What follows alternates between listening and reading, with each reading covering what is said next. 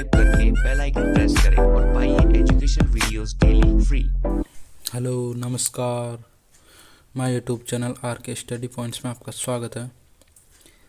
हमारी एनसीईआरटी आधारित एक सीरीज चल रही थी जिसमें आज 5वीं क्लास है।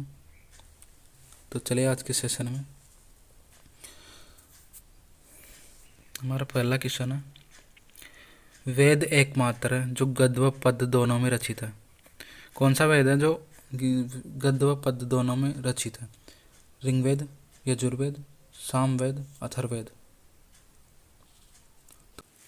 यजुर्वेद जो गद्य व पद्य दोनों में रचित है।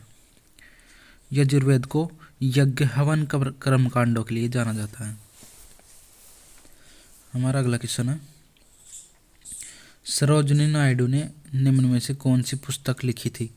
Commonwealth, the golden threshold, unhappy India, Anand Math. तो द गोल्डन थ्रेशोल्ड नामक पुस्तक सरोजिनी नायडू द्वारा लिखी गई थी। सरोजिनी नायडू ने 1925 का कानपुर अधिवेशन की अध्यक्षता की थी।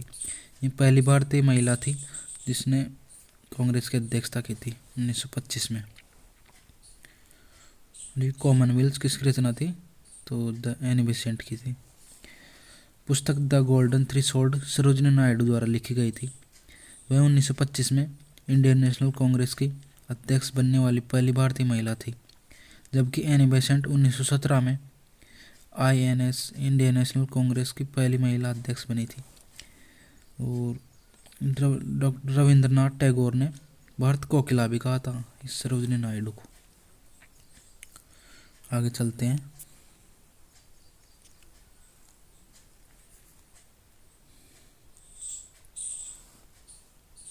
किस शासक ने विजय के सबसे ऊंचे और सबसे बड़े प्रवेश द्वार बुलंद दरवाजा का निर्माण किया था?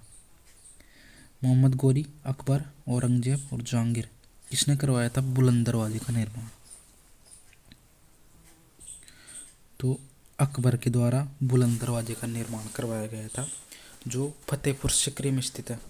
बुलंद दरवाजे का निर्माण सम्राट अकबर ने गुजरात विजय प्राप्त करने की स्मृति में करवाया गया था, जो फतेहपुर सीकरी में स्थित है। ये फतेहपुर सीकरी उत्तर प्रदेश में है। यह बुलंद दरवाजे का तस्वीर वो चित्र में दिखाया गया है। अगला क्वेश्चन है, निम्न में से किस बांध का निर्माण कृष्णा नदी पर किया गया है? टिहरी, हीराकुंड, नागार्जुन सागर और भाखड़ा नांगल। तो नागार्जुन सागर बांध कृष्णा नदी पर बनाया गया है। नागार्जुन सागर बांध कृष्णा नदी पर बनाया गया है। इसका निर्माण 1955 से 1967 के बीच हुआ था। नागार्जुन सागर बांध सूर्यपेट, नलकोंडा, कृष्णा, खम्बम, पश्चिमी गोदावरी, गुंटूर, प्रकाशम जिलों में सिंचाई का पानी प्रदान करता है। हीराकुंड बांध महानदी पर बनाया गया है। ये भारत का सबसे लंबा बांध है। और काल्व नई बांध कावेरी नदी पर बनाया गया है, जो भारत का सबसे पुराना बांध है।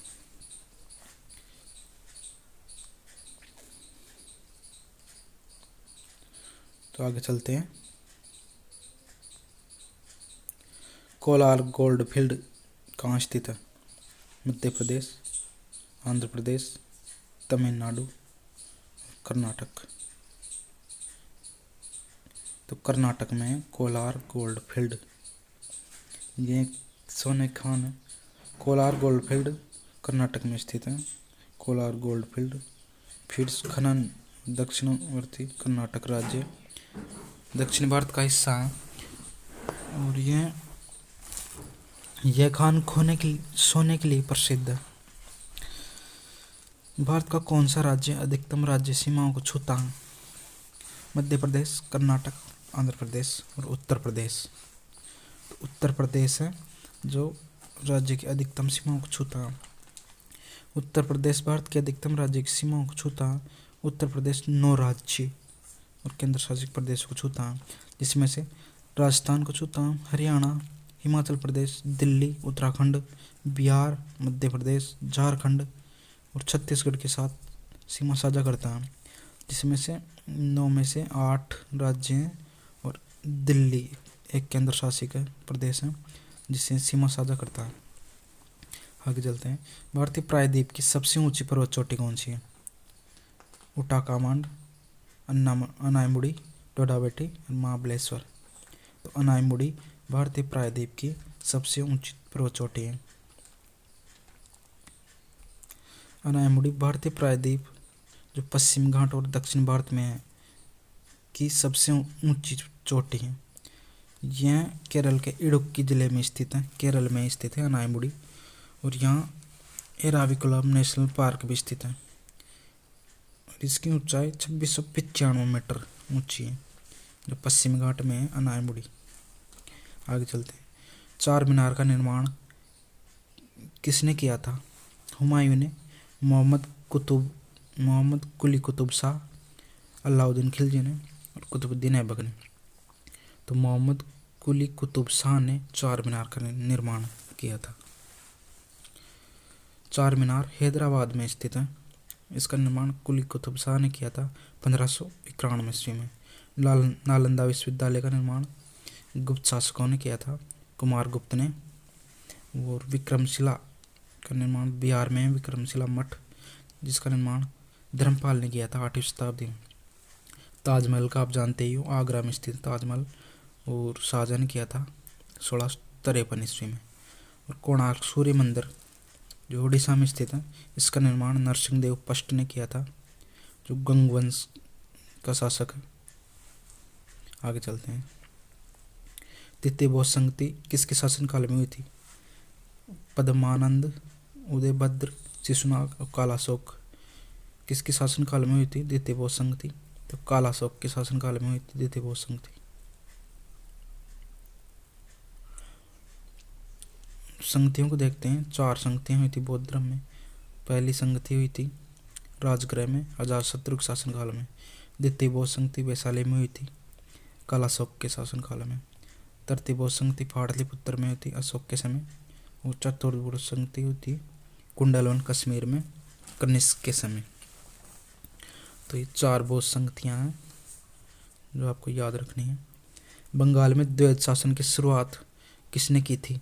रॉबर्ट क्लाइव ने, वारेन हेस्टिंग ने, लॉर्ड वेलेस्ली, जॉन एडम्स ने। तो रॉबर्ट क्लाइव ने द्वैत शासन की शुरुआत की गई थी बंगाल में। रॉबर्ट क्लाइव ने 1765 में शुरुआत की गई थी द्वैत शासन की। और वारेन हेस्टिंग एकमात्र गवर्नर था जिस पर भारत में ब्रिटिश सरकार द्वारा महाभियोग लगाया गया था। और वारेन हेस्टिंग ने 1772 में द्वैत शासन व्यवस्था समाप्त कर दी थी। रॉबर्ट क्लाइव ने 1765 में तो शुरू किया गया था, 1772 में वारेन हेस्टिंग द्वारा द्वैत शासन को समाप्त कर दिया था। तो इस प्रकार आज के लिए इतना ही। वीडियो को लाइक एंड सब्सक्राइब करो। धन्यवाद।